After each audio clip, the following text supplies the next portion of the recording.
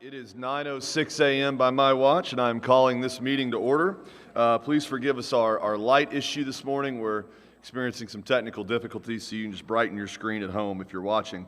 I'm going to ask Mr. Executive Director Trey Apfel to call the roll, please. Mr. Augusto, Mr. Almanzan, Mr. Baruch, Ms. Bem, Ms. Brooker, Mr. Cavillo, Mr. Carlos Cardenas, Mr. Luis Cardenas, Mr. Cavazos, Mr. Charbonnet, Ms. Clark has an excused absence, Ms. Cordova, Mr. Crosley, Ms. Davis, Judge Earl, Ms. Hernandez-Ferrier, Ms. Barunda Firth, Mr. Fisher, Ms. Forbes, Ms. Gibson, Mr. Ginn, Mr. Goss, Mr. Harris, Ms. Harrison, Ms. Hoskins, Mr. Huddleston, Mr. Hurst, Mrs. Ronnie, Ms. Kern, Mr. Kroger, Justice Learman, Ms. Cortez Matas, Mr. McDonald, Mr. McDougall, Ms. Cara Miller, Ms. Mount, Ms. Murphy, Ms. Naylor has an excused absence, Judge Newell, Ms. Rispoli, Mr. Ritter, Mr. Schrammick, Mr. Shambeto, Ms. Scott, Mr. Sergi, Mr. David Smith, Mr. Jason Smith, Mr. Michael Smith, Mr. Todd Smith, Ms. St. Ives, Mr. Sood, Mr. Toby, Mr. Tolchin, Judge Troncali, Mr. Vargas, Mr. Vasquez, Ms. Pack Wilson, Ms. Wooten. Mr. Chair, we have a quorum. I'm glad we have a quorum. We had a great time last night, and I worried about that a little bit. I'm going to ask my friend, Director Diane St. Ives, to come and please lead us in the invocation.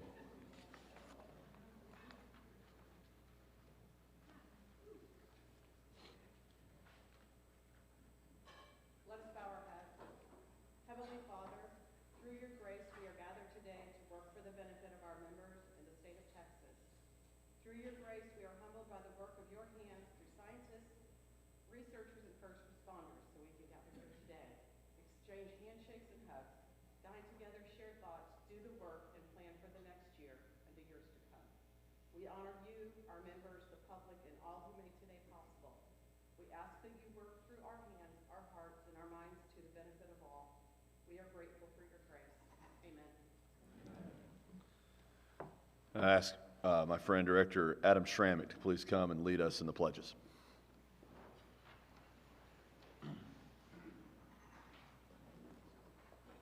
I pledge allegiance to the flag of the United States of America and to the republic for which it stands, one nation, under God, indivisible, with liberty and justice for all. Honor the Texas flag. I pledge allegiance to thee, Texas, one state under God, one and indivisible. Thank you, Adam, and thank you, Diane, for your words this morning. We're going to hear remarks from the general public, so we'd like to welcome any members of the public who are present, and note that anyone from the public who wishes to speak should sign the blue sign-in card that's located in the back. Each member of the public who wishes to address the board will be given 3 minutes in which to make his or her presentation. If there's a specific topic of discussion that you'd like to speak on, please indicate that on the card. I don't think we have any public speakers this morning, but I just want to make sure. I don't see any. All right. It's now time for me to hand over my gavel to my successor, and I would ask Justice Learman, as I'm talking, to please come, and Santos, I'm glad you're already here, so you don't have to come forward. Very fortunate to have worked with Santos for the last 2 years. You all are getting a wonderful chair, and I want to read you a couple of his accomplishments, because I think it's important that you know that you're getting a chair that has a history of service in the bar. He served as a director for the last 2 years from San Antonio. In San Antonio, he served as the president, vice president, secretary, and treasurer, and director of the San Antonio Bar Association. He served on the San Antonio Young Lawyers Association as the president, president-elect, vice president, secretary, and director. He served on the State Bar of Texas Local Bar Services Committee from August 2012 to 2019 as a member and chair. He served on the State Bar of Texas Annual Meeting Committee from October to July of 2015. He's a fellow of the Texas Bar Foundation, a fellow of the San Antonio Bar Foundation, a member of the William Sessions American Inn of Court, a graduate of the Leadership San Antonio Class 34, a member of the Alex Brisano Leadership Development Program of 2005, and a founding member of Vision San Antonio from 2004 to 2010. He has demonstrated over the last 2 years, and you have trusted him with your votes because he is a fine man, a fine leader, and a better friend. And you all are in wonderful hands. And my prayer for Santos is that he is blessed with the same board and the same respect that y'all gave a 31-year-old kid that didn't know what he was doing. Santos, you are going to make a fantastic chair, and I'm so glad that you're my friend, and I welcome you. And I'd ask Justice Learman to swear you in.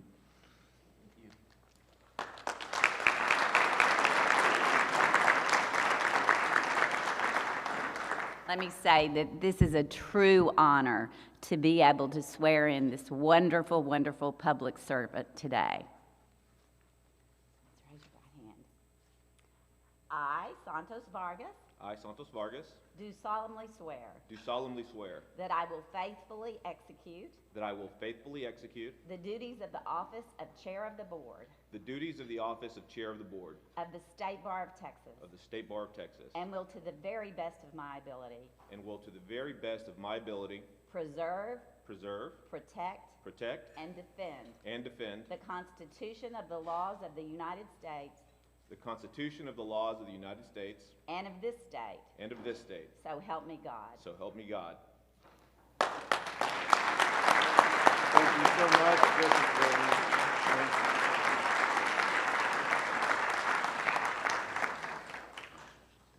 Hold on, Santos. Now, I'm presenting you now with your gavel. You might want to bring it to the meetings.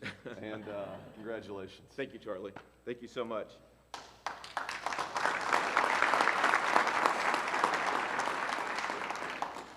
Thank you, Justice Learman. Thank you, Charlie. Charlie, I can't thank you enough. You've been an outstanding chair of the board.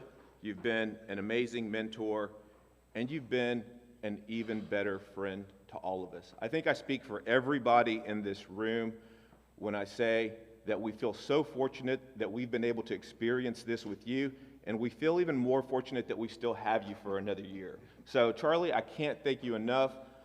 I look forward to working with you, and I can't thank you enough for everything that you've done. Sylvia, I'm looking forward to working with you. I think we're going to do some really good things together, and I really don't see how we can go wrong when we have Laura by our side. So, everyone, I'm really humbled. The emotions that are going through my mind right now are hard to explain. I'm humbled to be here. I'm thrilled to be working with all of you. I think that we're going to have a great board year, and I look forward to all of the great things that we can accomplish. So here's to the next board year, everybody. Thank you so much.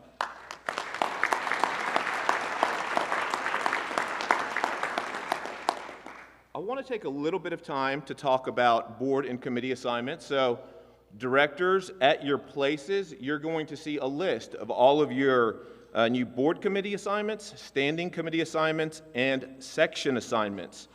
Trey, Sylvia, and I, and several of the staff members of the State Bar spent hours and hours, and a lot of thought went into putting these committee assignments together. All of these committees are extremely important. We placed everybody in the place that we thought was best for them and best for the State Bar. And so now it's time to get to work, everyone. So one of the first things that I want you to do is find out who the heads of these standing committees are, who the chairs are, the leadership in these different sections. Get to know them. Send them an email. Introduce yourself to them.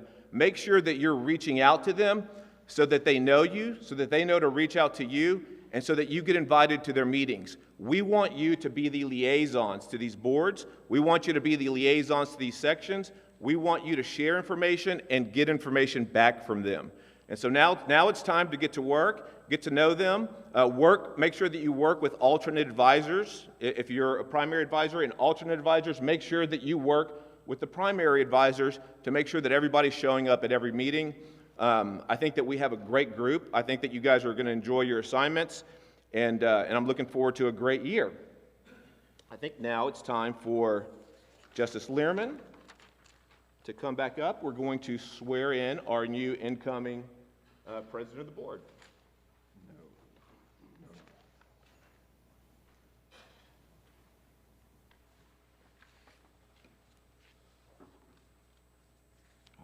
I'm sorry, president-elect of the board. I apologize. Let me introduce our new president-elect of the board of directors, Laura Gibson. Laura's been practicing for 37 years. She's a partner at Denton's, where she practices commercial litigation and heads the Texas Labor and Employment section. She served as board chair from 2018 to 2019 and as a director from 2012 to 2015 and 2018 to 2019. Laura Gibson was board chair whenever I first came onto the board. She was extremely kind. I think most people in this room that know Laura shared that experience with her. She's going to be a fantastic president whenever she becomes president of the State Bar. And Laura, I can't wait to work with you. Thank you, Santos. I can't wait to work with you.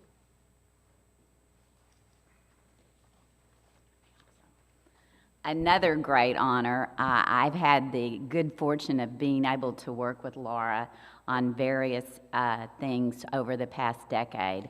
And as all of you know, she is going to bring so much to this group of wonderful lawyers that do so much for the people of this great state. It is truly my privilege to swear her in. I, Laura Gibson, I, Laura Gibson, do solemnly swear do solemnly swear that I will faithfully execute that I will faithfully execute the duties of the office of President-elect the duties of the office of President-elect of the State Bar of Texas, of the State Bar of Texas, and will to the best of my ability and will, to the best of my ability, preserve, preserve, protect, protect, and defend and defend the Constitution and the laws of the United States the Constitution and the laws of the United States and of this state. and of this state. So help me God. So help me God.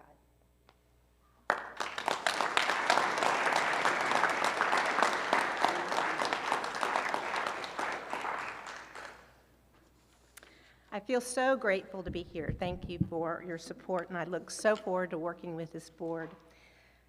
As your new president-elect, I will work really hard to continue to improve the lives of all lawyers, but especially the lives of small lawyers and solo lawyers, because I know how lonely it can be to practice law in a small environment. I had my own firm with my husband for about 25 years. We started with 4 lawyers, and I think the highest we ever got was 6. And I left there in 2015 to join Denton's, which is the largest law firm in the world, but in Houston there are only 6 of us, so it's kind of a hybrid. I have come up with some ideas that I'd like to accomplish during my year as president, but as we heard from everybody yesterday, your bar year is not what you plan, it's what you get.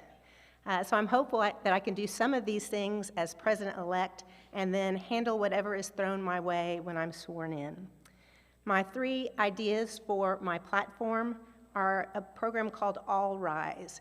It will be a mentoring program for newly licensed lawyers who are diverse so that they can get to know one another in their communities and learn from each other. And then quarterly, the bar would host events in their cities where they would get to interact with more seasoned lawyers in their communities, network with the entire group of small groups together. And my hope is that they can replicate the bonding that goes on with Leadership SBOT. Leadership SBOT is an absolutely fabulous program, but only 25 to 30 lawyers in the state get to participate. And I'd really like to do something on a larger scale, so I hope to work with the Office of Minority Affairs to use the engine that they already have in place to provide that service to our newly licensed lawyers. The second program I have is what I'm calling the We Care campaign, and it's to try to help those lawyers for whom outward indications are that they're at risk for death by suicide. I saw on Sunday morning many years ago a study that was done in 1976, and it involved patients who'd been hospitalized for severe depression or risk of death by suicide. And what the doctor in that instance did was decide to write quarterly typewritten letters that were signed to half of the group of the patients in the first study. So some of them got a one-paragraph typed letter saying, "We care about you. We hope that you're doing okay." The others got no letter. And what they found out is that the rate of death by suicide for the lawyers who got that simple letter was half of those who did not. And in my view, if we can save the life of even one lawyer, it's worth it. And Shauna Willing and her group and Chris Ritter and TLAP have agreed to start writing letters on a confidential basis to lawyers who are at risk by death by suicide to tell them we care. You know, you hear so many stories about someone who commits suicide or is about to have death by suicide who said, if somebody just asked me how I was doing that day, I chose to live another day. So hopefully with this simple and inexpensive program, we can change the lives of lots of lawyers. And the third one is called Lean on Me. So 2 years ago, we created the succession planning program where in literally less than 5 minutes, a lawyer can go to our website and designate a custodian attorney. And this custodian attorney would not take over the lawyer's practice, but that lawyer would step in if a solo practitioner or someone else in a small firm did not have anybody else who could wrap up their practice if they died or disappeared or became disabled. So in that instance, what would happen is the designated custodian helps to return those client files to the client so that they're not left in a lurch and the practice can be shut down. With that idea, what I thought is we could do Lean on Me, where each of our lawyers could designate someone to act as their grievance support attorney. And what that would mean, let's say I designated Benny as my grievance support attorney. If a grievance was filed against me and I did not respond, then I would be giving the State Bar permission to call Benny and say, Laura's had a grievance filed against her. She hasn't filed a response. Would you call her and encourage her to file a response? Because most of the cases that go into litigation are those where the lawyer hasn't filed a response. And all of us are type A personalities. All of us, I believe, want to do the best we can for our client. But sometimes when we can't do our best job and somebody is angry with us or upset with our performance, it may be just too much for us to take to secure our own oxygen mask and respond to that grievance. But hopefully with the support of a friend like Benny, I could get through that and I could file a response and I could keep the problem from escalating and being much worse than it needs to be. So those are my three platforms that I hope to accomplish. Now let me tell you a little bit about the spices you have on your desk. I call it Special Blend. It's a secret recipe in my family, and it's no coincidence in my belief that its initials, Special Blend, are also the initials of the State Bar. You know, you heard yesterday from the third-year directors, and they told you when they walked into that new director orientation, they didn't know anyone else in their class. They hadn't been tapped on the shoulder by the State Bar or invited in through a secret door to come be an insider and work on the State Bar board. Instead, they all got there different ways, whether it be their local bar association, a bar committee, a minority affairs program. They got here in a different way, but they were committed to lead. And they all took the time to sign and get petitions so that they had the privilege to run as a State Bar director. And they got that privilege, and they got here, and they realized that the State Bar is really working hard to make the lives of our lawyers better. And, you know, I feel like you saw yesterday, it was so beautiful to watch the bonds that board yesterday, the outgoing board, formed. And to me, what happens in this room and what happens in every one of our meetings, and the new directors, 3 years will be here before we know it. But what we have the opportunity is to create a special blend so that when you leave this board, you will have lifelong friends and you will all have so much in common because you've worked to serve the lawyers of our state. So thank you for your time to listen to this, and I look forward to rolling up our sleeves and getting to work. Thank you.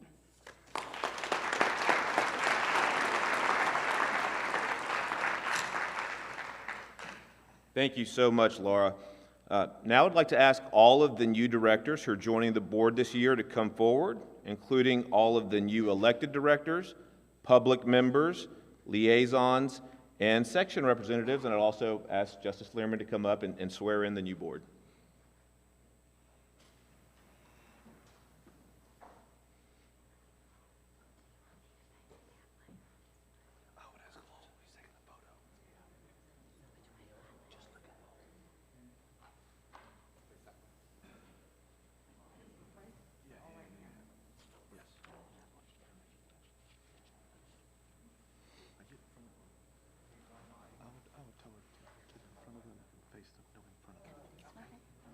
This way? This way. There it is. That's perfect. That's perfect. That's perfect. Turn the mic around. Lowell, turn that mic around.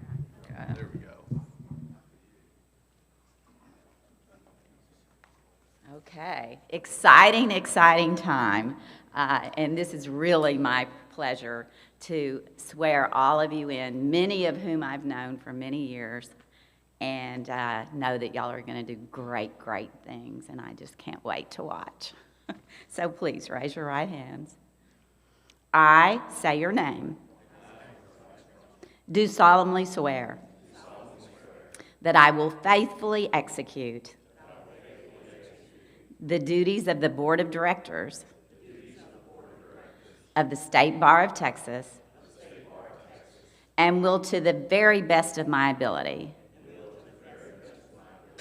preserve, protect, and defend the Constitution and laws of the United States and of this state.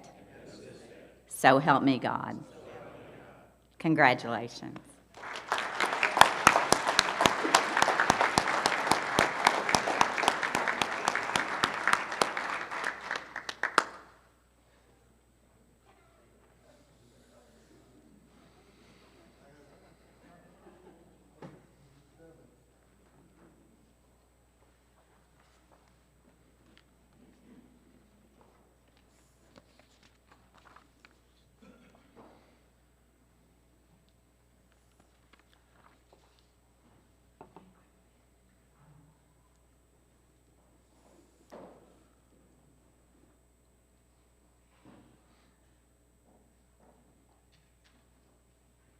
Congratulations, new board members. We're very excited and happy to have you with us.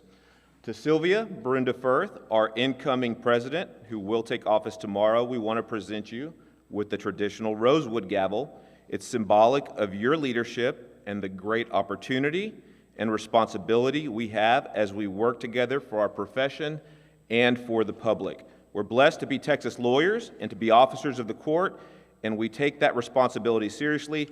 We look forward to working with you, Sylvia.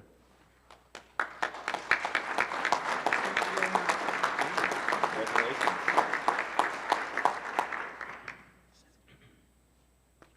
Good morning, everyone. I'm really excited to be here today. This is such an honor and a privilege to me. As Randy mentioned yesterday, I came to State Bar Service very late in my career. I was not like some of you who started at TYLA and worked your way up and have served lots of committees, but I think I represent the majority of lawyers that are out there. The majority of the lawyers who really don't pay much attention to what the State Bar is doing. I mean, those of us that work at this very diligently, we know this inside and out, but most of the lawyers don't. Most of the lawyers trust us to do what's right for the profession. They trust us to make sure that the grievance process is fair. If you're unfortunate enough to receive a grievance notice in the mail, they trust that they're going to be treated fairly. They trust us to provide good, solid CLE, and they trust us to protect the profession and help them to serve the public best of their ability. So this is a heavy burden, but it's an honor to serve that. I think that we need to be mindful of that when we come here to every one of these meetings. There's 106,000 lawyers out there who are depending upon us to preserve and protect not only the Constitution, but our profession.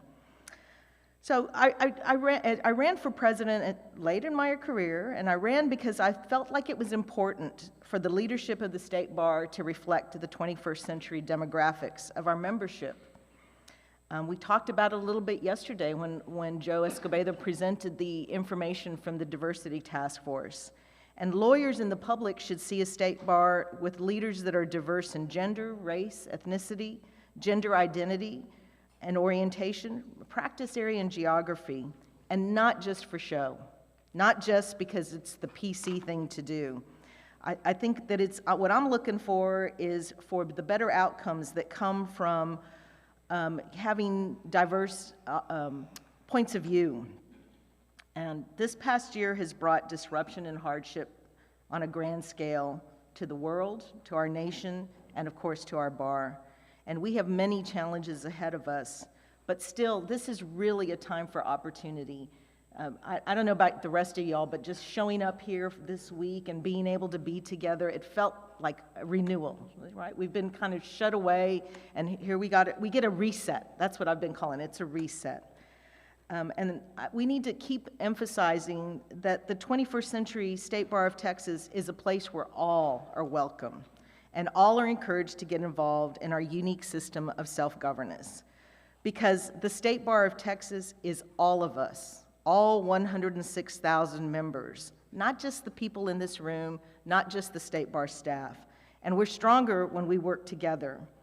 So I'm speaking to everyone who may be watching, so whoever you are, wherever you practice, where your political or religious beliefs or your lack thereof, whether you're a big firm lawyer or a solo or something in between, there's a place for you to get involved. And like we talked about yesterday, Randy mentioned and said Laura had done it before, go get 5 more. That's my challenge to each one of you all.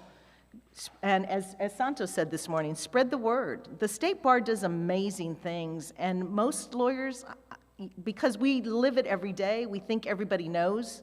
We think everybody knows about all of these programs, and they don't. I have personally, one of the very first phone calls I got when I was a newly appointed minority director was from a woman lawyer who was a mentor of mine when I was at the firm. And her husband had suffered a massive stroke. And he's a lawyer, he is a lawyer, thank God he's still alive, he's a lawyer as well. But different kind of practice. She was a real estate transactional lawyer, her husband was a litigator, and she didn't really know what to do. And it became very obvious very quickly that he was not going to be returning to the practice of law. And she said, what do I do? I don't even know who to call. I don't know what to do. And I was able to help her with the assistance of State Bar staff with what needed to be done. Now we have a more formalized program because of the good work that was done when Laura was the chair of the board. So we need to get the word out and need to be able to tell people about these programs. So when you go out, speak about them. Pick a couple of them. Talk to Lowell and the others. We have the presentations in the can that Randy did, 30 minutes, 30 benefits. There's lots of things, but it's really important for us to make lawyers understand that we're here for them and we've got these great programs. So, you know, I talked a little bit during orientation about civility and respect, and I want that to be our theme because I think it's important.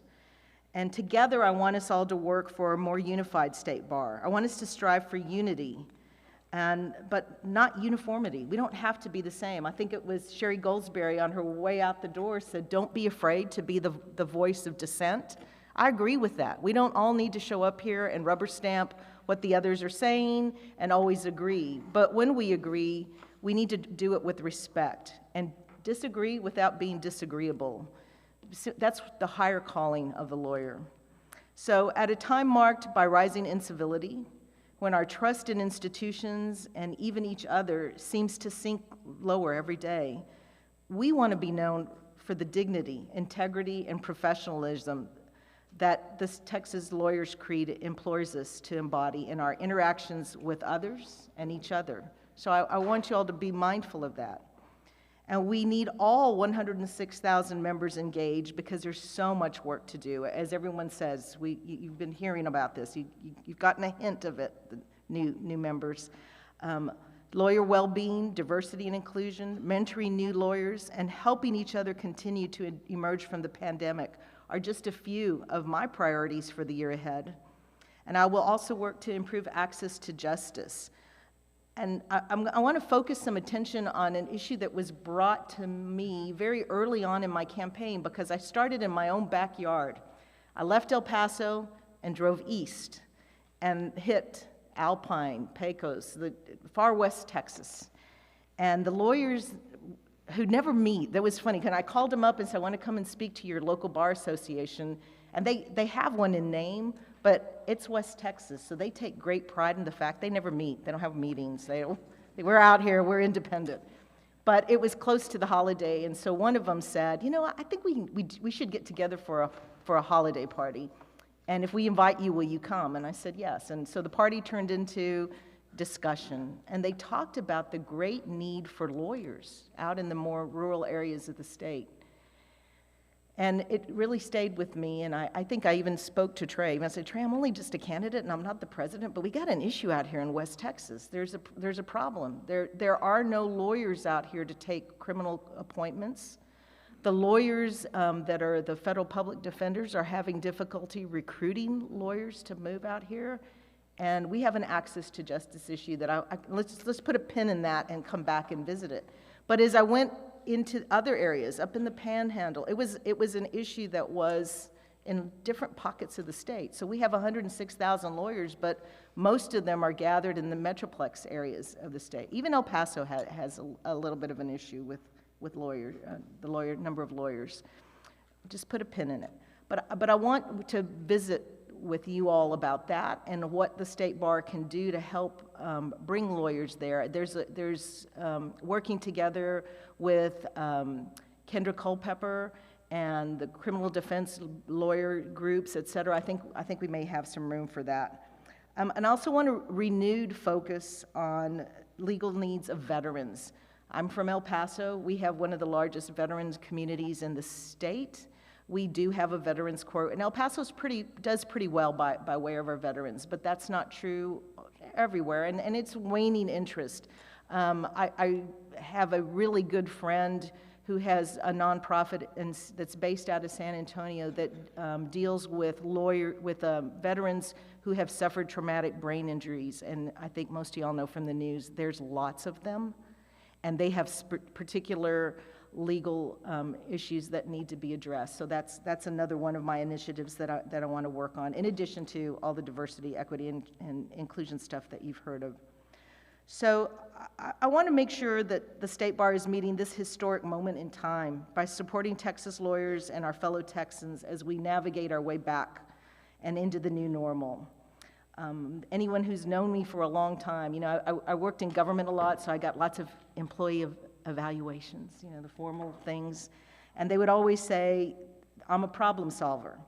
I'm a coalition builder. And I try to be an effective communicator. But most of all, I'm extremely proud to be a Texas lawyer, and I'm honored to use whatever skills I've been blessed with in service to my fellow lawyers and as president of the State Bar. And I invite you to come along with me. We're going to have a great ride. Thank you.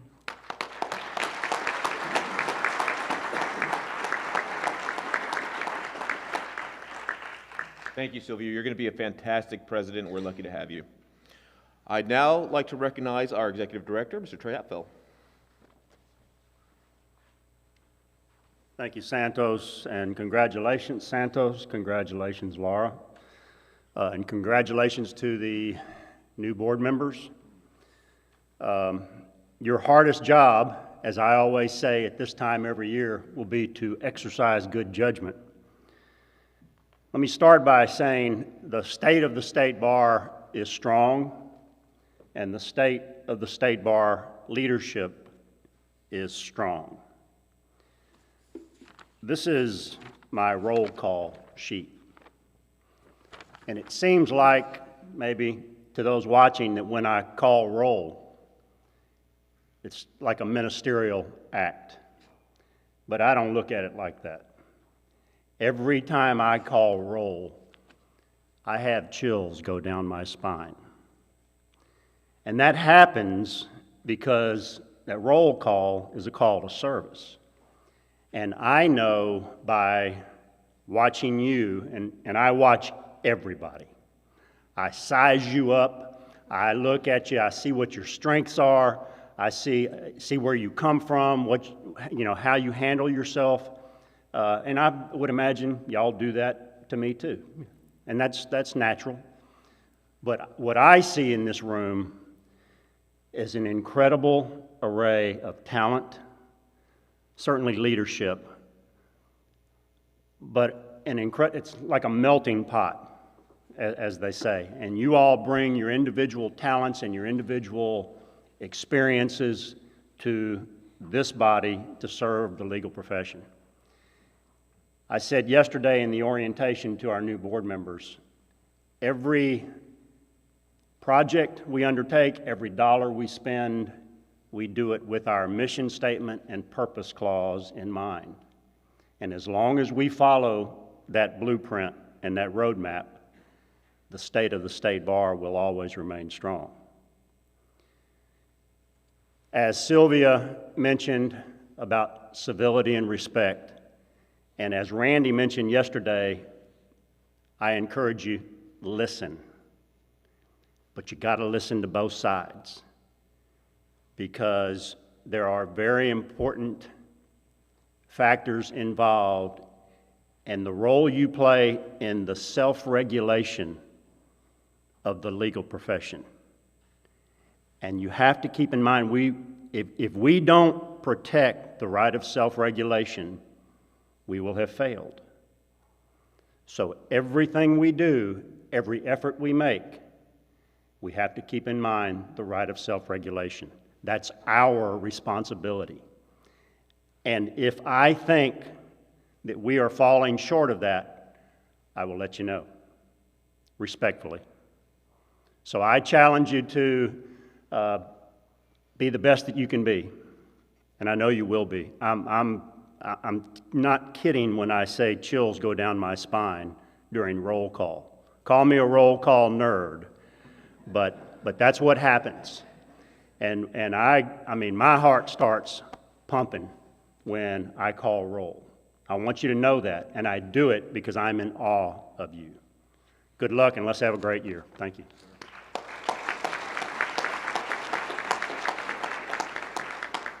Thank you so much, Trey.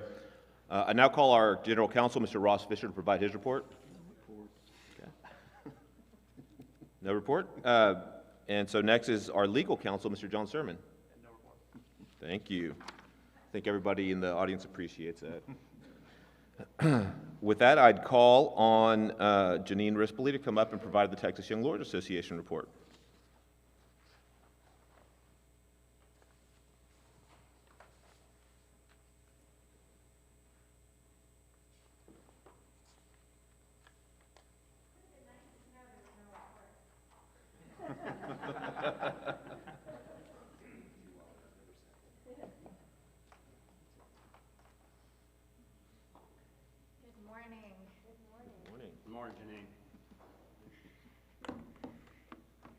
Wow.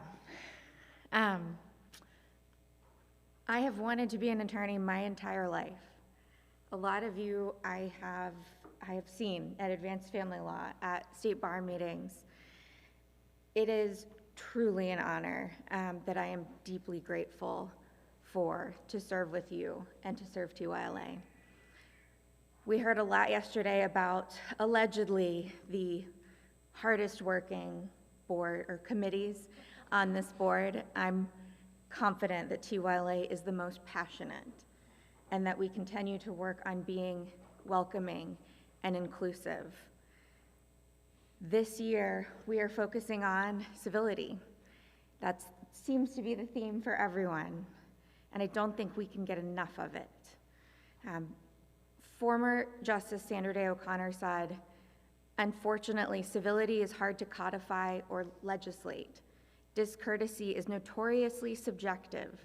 You know it when you see it, and assessing blame is somewhat akin to asking a pair of fighting fourth graders who started it. In the end, it is by deed rather than by decree that attorneys treat each other, teach each other that it is possible to disagree without being disagreeable. Our Madam President, Sylvia, just talked about disagreeing without being disagreeable. I think that we have illustrations of civility and civil discourse. I think that it looks like Scalia and Ginsburg. It looks like Michelle Obama and George W. Bush.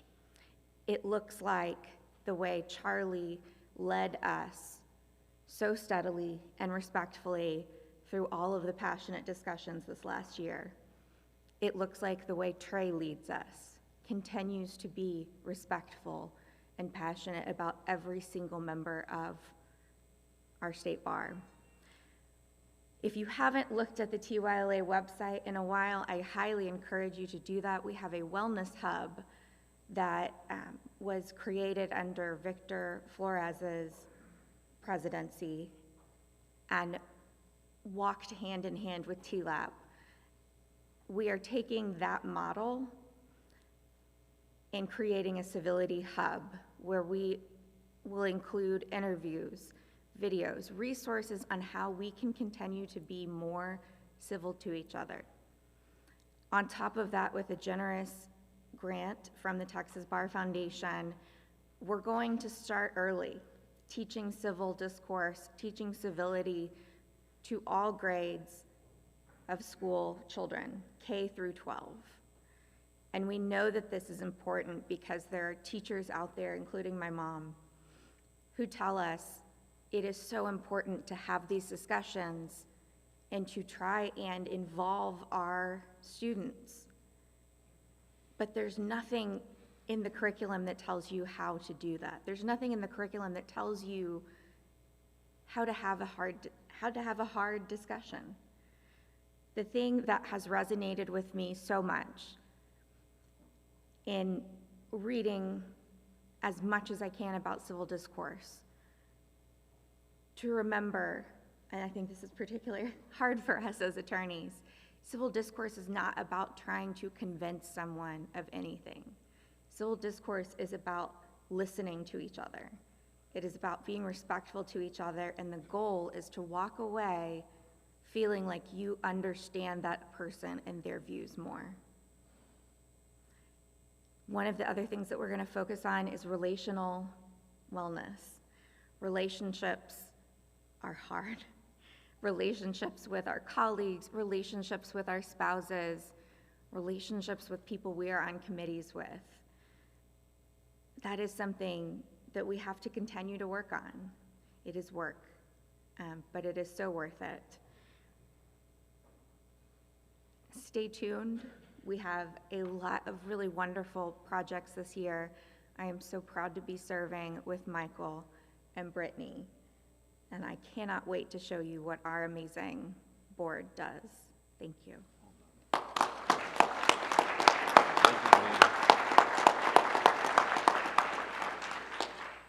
Thank you so much, Janine. It's always so inspiring to hear about all of the great work that TYLA does, and I just urge you to keep up those great efforts.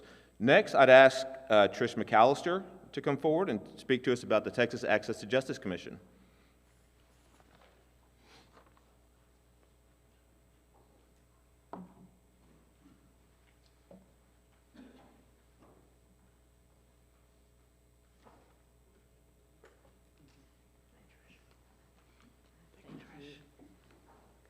Thank you so much. Well, it's been a while since I've given a report, and I will say that it has, as everyone has experienced themselves, been an incredibly busy time for access to justice in the state of Texas. And of course, the pandemic, we responded as if we were conducting a disaster like we do with any hurricane or anything like that. But this was sort of a whole different level, because normally when there's a disaster in the state, it's localized, and we're able to garner resources and help from all over the state, or all over the country, frankly, especially with Hurricane Harvey. But because the entire nation and the entire state was experiencing the same thing, it became a lot more difficult to, with the number of resources that we had. So It was a very challenging time. There was a lot of moving parts. We expanded our disaster response. Typically, we have, kind of like a core group of 10 people working on it, but we expanded it to 35.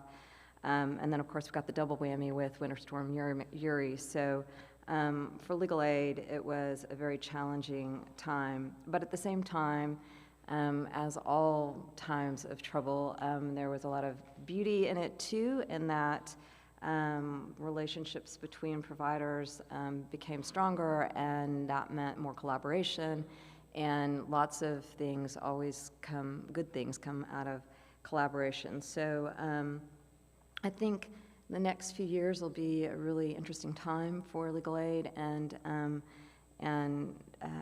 I know that there's a lot of positive things that are happening because of the pandemic and the things that were challenging. Of course, the other thing that everybody experienced was virtual hearings, and for the commission in particularly, we were asked by OCA and the court to really help bring some of those things online, especially for people who do not have the luxury of having a lawyer, which is most people who are going to court for most basic needs like housing and family matters and things like that. So we developed best practices for judges on things to consider when they had a self-represented litigant in front of them, including disability access issues and language access issues. We also created lots of materials for people who don't have a lawyer so that they could understand what was going on, what to look for in the citations and notices of hearings. I mean, those first few things, people were being told to still go to the courthouse, so there was a lot of just chaos initially.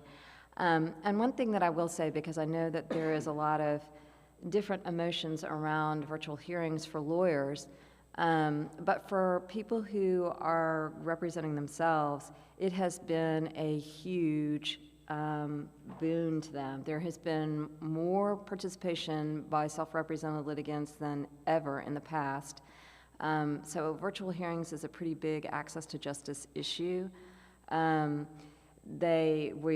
saw default rates go down in JP courts on lots of different things. So it is a pretty significant access to justice issue, although I will tell you myself personally, when I first got involved in the virtual hearings when they were first coming online, there were so many challenges that we needed to be overcome that I was really uncertain about it all. But with the data and the statistics just right there in front of me, I had to take a second look about it. We also, the Supreme Court has come out with a few new rules that impact access to justice. As many of you know, the Commission has been highly involved with Rule 145, which governs statements of inability to afford payment of costs, court costs. And since my short time, I've been here 10 years in the Commission, this will be the second revision to it.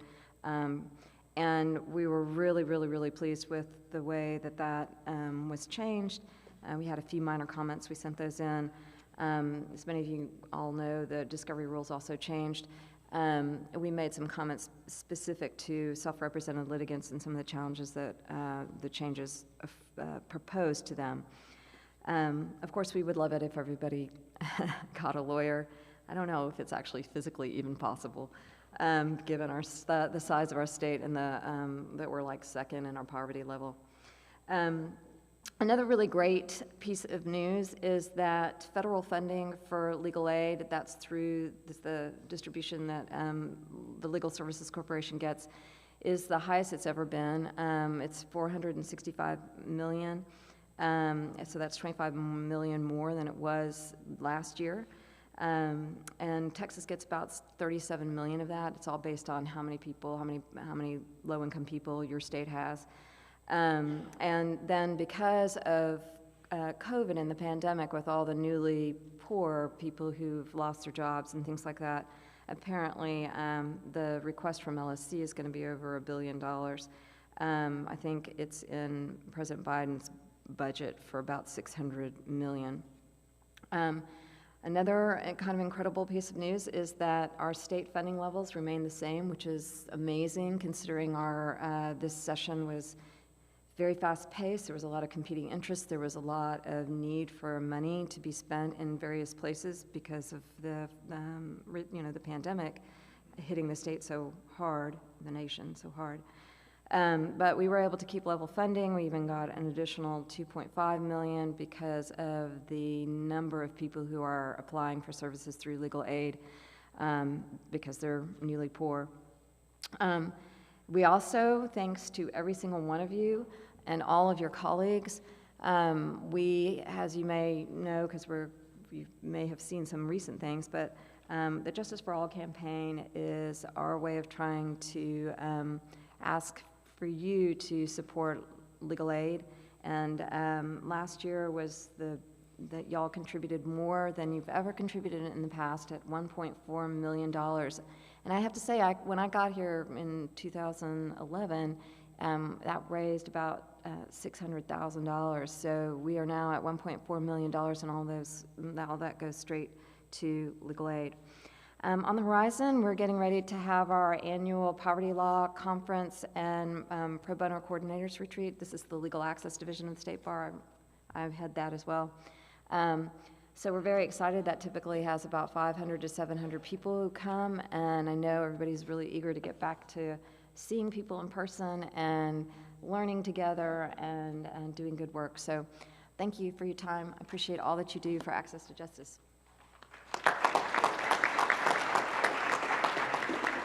Thank you very much, Trish. Before you close, we need to announce about the nominations. I was just saying that, yeah. Okay. Can I say something real quick? Absolutely. If you're a new member on the Nominations and Elections Committee, so check your assignments. We need you to stick around after the meeting. Thank you, Santos. Sorry. And that meeting starts at 11 I a.m. think it starts right after Oh, right this. after the meeting. Right Okay. after this. Thank you very much, Charlie. Before we adjourn, we're going to continue the tradition of reciting the State Bar mission statement, if we can get it on the screen. All right, so if everybody could stand up.